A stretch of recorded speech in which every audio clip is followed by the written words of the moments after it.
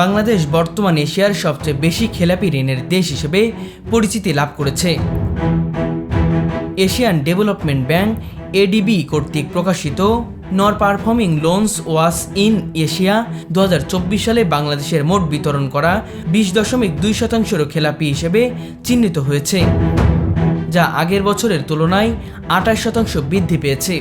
ADB প্রতিবেদন বাংলাদেশকে এশিয়ার সবচেয়ে দুর্লভ ব্যাংকিং ব্যবস্থা দেশ হিসেবে উল্লেখ করেছে।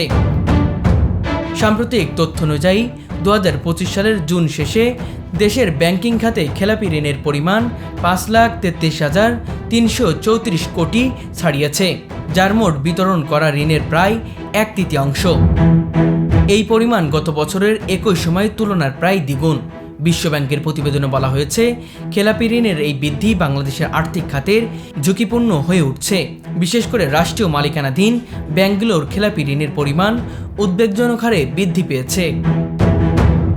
বিশেষজ্ঞরা মনে করছেন, খেলাপি ঋণের বিপর্যয়ের জন্য রাজনৈতিক অনিশ্চয়তা, দুর্বল ব্যবসায়িক পরিবেশ, উচ্চ ঋণ গ্রহণ ব্যয় এবং ব্যাংকিং খাতে সংস্কারের অভাব দায়ী। তবে খেলাপি ঋণ বেড়ে যাওয়ার সঙ্গে সঙ্গে দেশের জিডিপির অনুপাতে বিনিয়োগ কমে যাচ্ছে। এছাড়া বাংলাদেশ ব্যাংক সম্প্রতি খেলাপি ঋণ হিসাবের জন্য নতুন একটি পদ্ধতি চালু করেছে, যা আন্তর্জাতিক মানদণ্ডের জন্য সংগতিপূর্ণ।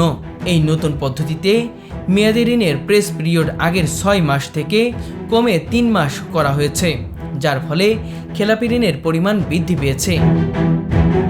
অর্থনৈতিক বিশেষজ্ঞরা মনে করেন, খেলাপি ঋণের এই ঊর্ধ্বগতি দেশের অর্থনৈতিক উন্নয়ন ও ব্যাংকিং খাতের স্থিতিশীলতার জন্য বড় ধরনের হুমকি।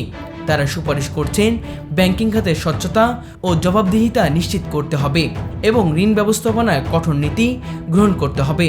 এছাড়া খেলাপি ঋণের জন্য কার্যকর পদক্ষেপ গ্রহণ করা প্রয়োজন।